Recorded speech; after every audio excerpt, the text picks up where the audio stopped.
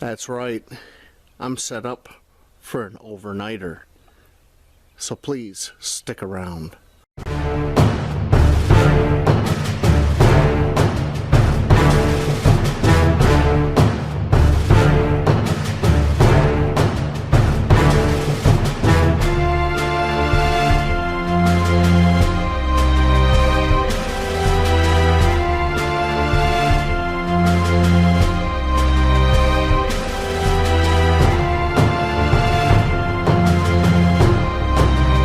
Let me show you what I got going on here. So we got the wood stove right here. I got a pile of wood, and the wood stove is on top of a folded welding blanket, fiberglass welding blanket, to try to keep me from melting the ice, because we've got a heavy layer of ice. Then for my sleeping work area, this, whoops, kicking the camera. This is the anti-fatigue mat like you get for work areas and stuff like that. I got this at Harbor Freight. Then I got my sleep mat over that. And right over there is my sleeping bag for tonight. And we're pretty much all set. I got the stove going right now. It's nice and hot. And my gear is over there in the corner. Now let's take a look outside. What I did is I piled up snow around this like a snow skirt. So everywhere but the door is pretty sealed. Okay? Step back. I can get a full look at it. So it should be pretty interesting. I brought all my gear out in this little Pelican sled. Downside is that sled's a little small. I think I need to get a bigger one, because once you put the stove and everything else in it, there's not much room for anything else.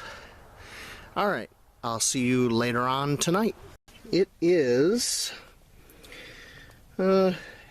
just after 7:30. We're in the tent. What you're seeing right here is the front glass of the wood stove. We got it going. I'm going to kick on some light so you can see what I'm talking about. And it is very warm in here. So warm, in fact, I'm worried that the ice and snow below me is going to start to melt. So I'm going to have to dampen this down a little bit. But before I do that, I just wanted to show you we got our thermometer here. See if I can do this. Alright. As you can see, it's almost 90 degrees Fahrenheit. See that? Almost 90 degrees Fahrenheit inside here. So it's warm. So I'm going to get set up to make dinner. I'm going to be making grilled cheese and some hot chocolate. And then I'm going to set out my sleeping bag and we're going to go to sleep, and I'll see you tomorrow morning. But I am going to let you see me cook, because we're going to be using our skillet from the Self-Reliance Outfitters, the 8-inch one. So let me get everything set up here and I'll bring you back. Alright, I got my pan set up and it is really hot. As you can see, it fits right.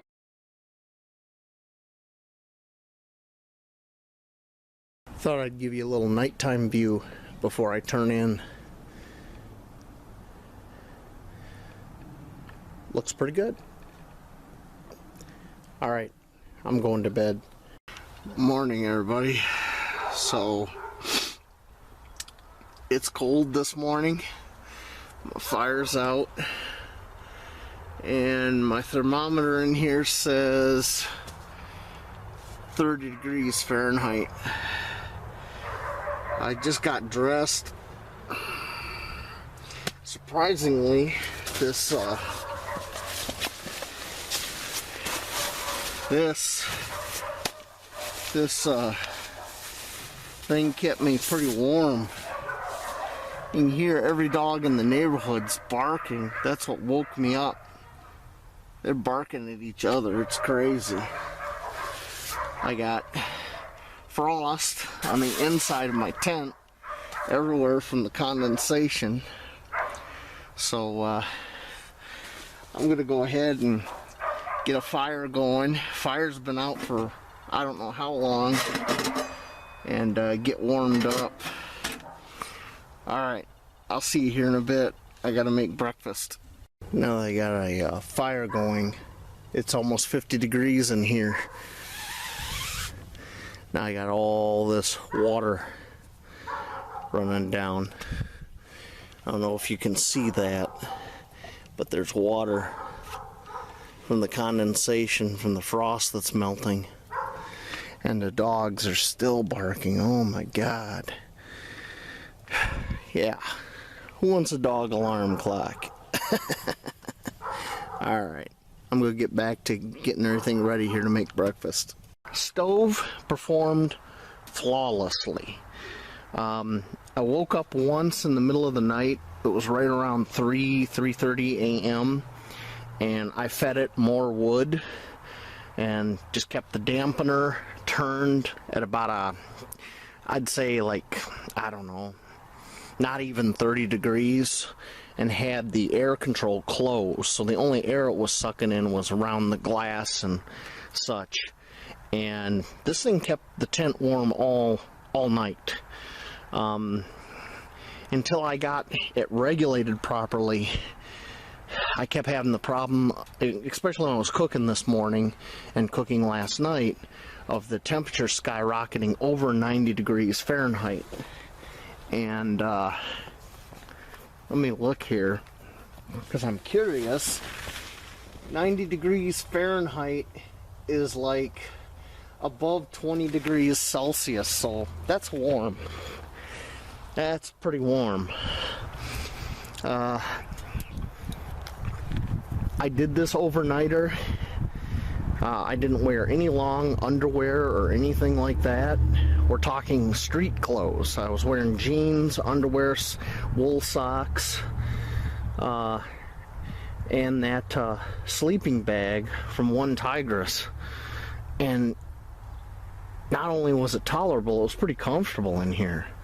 It wasn't until this morning when I woke up to the dogs yelling at each other that I realized, hey, it's cold in here.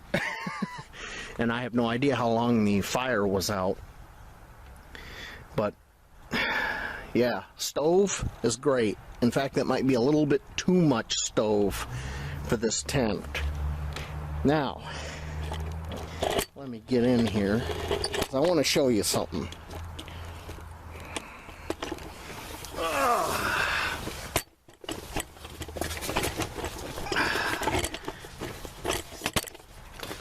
Okay, so here's our stove. You'll notice this rack comes right up against the pole. And that's the best way I could come up with to have this stove in here and go through the jack. There's the door right there. The only other way I could do this is having the feeding door facing the tent door, and that made no sense. So I had to turn it this way, and I'm right up against the center pole. Yet another reason for a bigger tent. Man, even with this door wide open like we are, and I'm sitting here talking, it is warm in here. It's like 75 degrees, or about almost 30 or no, yeah, 25 degrees Celsius. It's warm. It's comfortable. I'm sitting here on my sleeping mat, which is sitting on top of these anti-fatigue mats, which in hindsight I need to get more of those, because that whole area there, no anti-fatigue mat, and my backpack was sitting right over there. And when I got up this morning, it had, I'll show you, like a dummy, it had frozen to the ground a little bit. So if I had more anti-fatigue mat to cover more surface area, I would not have to have dealt with that this morning. But it's a learning curve, you know. I've learned a lot just in one overnighter. I've learned that I really enjoy cooking on the stove. I don't have to always remove this plate. The top of that gets hot enough that that frying pan just heat, you know, sucks up the heat. And same thing with my cup. I was just able to set my cup right here near the flue and get it hot enough for coffee, hot chocolate, whatever. It was great. You'll see I got some, that's where I set my cup, that round spot, to cool off because the coffee was a little hot. But yeah, now the dogs are going again. Jeez, oh Pete's. Thing I want to show you real quick before I head in is that's the only damage I can see to the stove jack from all night. I don't see any other charring or burning. So that stove jack held up really good, and let me tell you, I don't even want to get my hand that close. That's stupid hot. Alright, see you inside. Getting everything ready to be broke down, take inside, and look, now it's snowing. So I gotta do this real quick and get back inside. Joy of joys. So I got everything put away. I got my tent hanging up to dry, and the welding blanket hanging up to dry. Oh my god, what a mess. So I just thought I'd go over some final thoughts on my overnighter hot tent camping and what I've come up with. First and foremost, the tent is too damn small. It's too small, and yeah, I'm not a young guy anymore, and doing the contortionist thing in a small tent like that, you can't even really set up properly in it. It's pretty small. That made the whole thing kind of difficult. To give you an idea when I'm saying small, this chair, let me zoom out here, zoom way out, this little folding chair I've had for ages. I can't even use this folding chair inside that tent. There's not enough room. If I sit on this chair, then I'd have to have my back right against the tent pole, which would put my back right against where I had this stove, and that ain't gonna work. So yeah, there is not enough room in that tent. The way that tent is designed, there's just enough room for one person to lay down and sleep with a stove in that tent, and that's it. There's just enough room for your backpack and gear off to one side, and that's it. There is no more room in that tent. When I was cooking in the tent, I was sitting with my legs crossed, hunched kind of forward because my back was against the back wall. So yeah, the tent is too damn small. You know, ultimately though, after the whole thing, I liked the experience. I like hot tent camping. I just need a bigger tent. There's no bugs. Absolutely no bugs. I love that. That's like, it's like, you know, your whole life you've been camping and doing things. Hi, James. Yeah, you're camping, you're doing things, and bugs was always a big part of it, being in the outdoors. This is the first time I've ever done something like this where bugs were never an issue at all. So that's pretty cool. With all the snow on the ground, we have about 3 inches of snow, and below that we've got about 3/4 of an inch of ice. Nothing, not even a rabbit can move out there without making noise. So it's like really hard for anything to sneak up on you, or anyone. To be honest, when I'm out in my life, when I've been out camping and doing a lot of stuff, I'm more worried about two-legged animals sneaking up on me than anything else. Because you never know the intentions of other people in this day and age of craziness. So that's definitely a bonus. The Winterwell medium stove performed just like I knew it would. Once I got it dampened down and the air control where I wanted it, I got a good, I'm guessing from the time when I woke up and reloaded it, I'm guessing right around 3.5 hours or more of heat out of it. So yeah, that's pretty spectacular for such a small stove. So that worked. The only downside was when I went to cook, you know, and I was heating, I had the stove kind of hot so I could do cooking and stuff. Because the tent was so small, my temperatures inside the tent was soaring, you know, up to like 90 degrees Fahrenheit. It was crazy. So once again, need a bigger tent. The anti-fatigue foam matting that I used along with my sleeping roll was more than enough insulation between me and that layer of ice.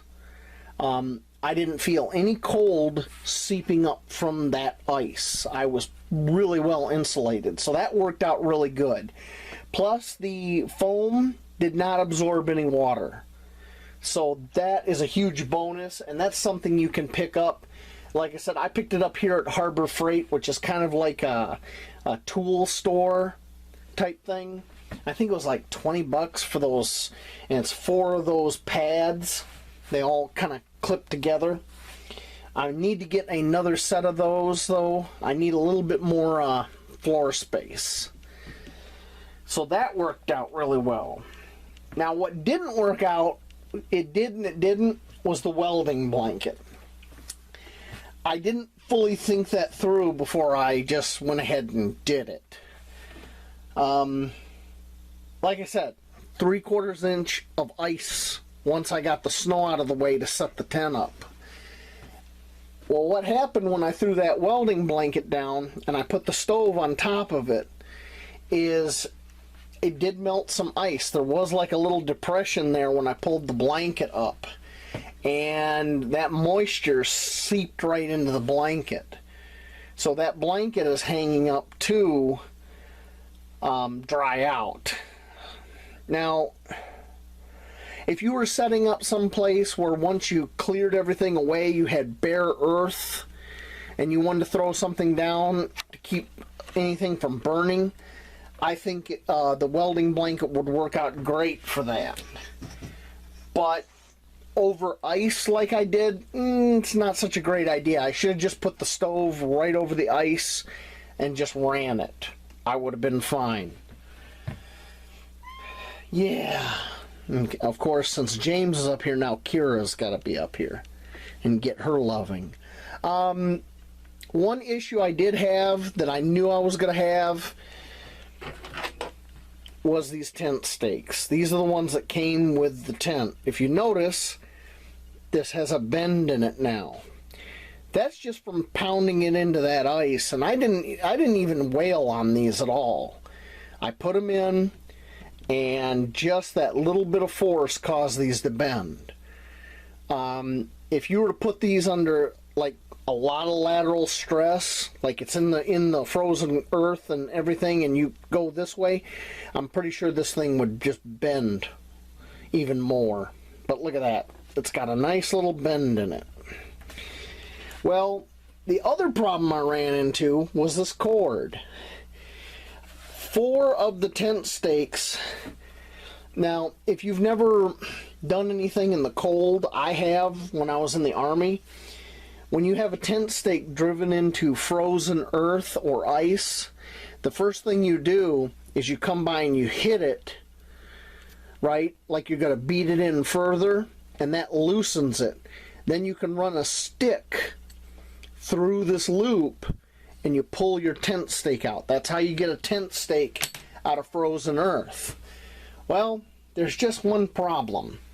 This cord that is on these tent stakes, 4 of them, it just snapped. Just snapped. You know, it just completely failed. So what I had to do with the tent stakes where these snapped is I took some bank line, number 36 bank line. I made a loop like this. I lark's headed the loop, right, to where you get a loop like this. And then just imagine this is one of the ones with the broken line. You see how you got these cutouts for your guy lines? I just came back, put it over that, just like that, tightened it up, ran my stick through this, and I pulled them right out. So, if I get another tent and they send me some dinky stakes like this that are going to bend and be an issue, I'm going to have to come up with some better tent stakes. So you'll probably see a Myog on some better tent stakes in the future. Overall, though, I liked the experience. I was warm. I was comfortable. Other than this morning being woke up by every dog in the neighborhood barking at each other. Good Lord.